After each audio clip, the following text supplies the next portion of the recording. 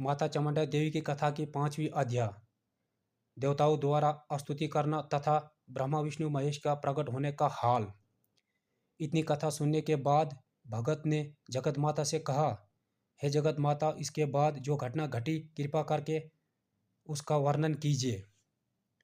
इस पर भगवती माँ माया ने कहा, हे भगत, उसके बाद जब राक्षस द्वारा देवता लोग हार गए और सभी देवताओं ने ब्रह्मा विष्णु महेश की स्तुति की और स्तुति करने के बाद तीनों देवता प्रकट हुए और प्रकट होने के बाद भगवान विष्णु ने स्तुति का कारण पूछा और देवताओं ने उनको मनुष्य और अपने हार की पूरी कहानी सुनाई।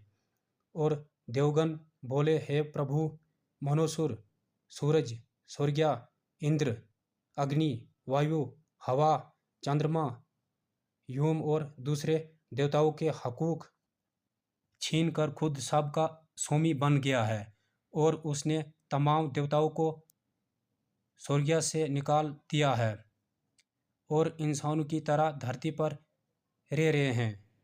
इसलिए हम आपके शरण में आए हैं। उसके बाद भगवान विष्णु महेश को बहुत क्रोध आया। फिर कहा, देवताओं, वक्त आने पर सब कुछ ठीक होगा।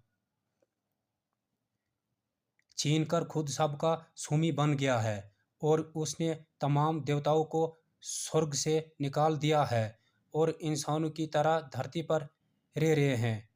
इसलिए हम आपकी शरण में आए हैं। इसके बाद भगवान विष्णु महेश को बहुत क्रोध आया। फिर कहा, देवताओं, खुद समय आने पर सब कुछ ठीक हो जाएगा। इसके छीन कर खुद सबका स्वामी बन गया है और उसने तमाम देवताओं को स्वर्ग से निकाल दिया है और इंसानों की तरह धरती पर रह रहे हैं। इसलिए हम आपके शरण में आए हैं।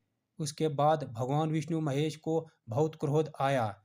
फिर कहा, देवताओं, वक्त आने पर सब कुछ ठीक हो जाएगा। इसके बाद तीनों देवताओं अंतर्ध्यान हो गए।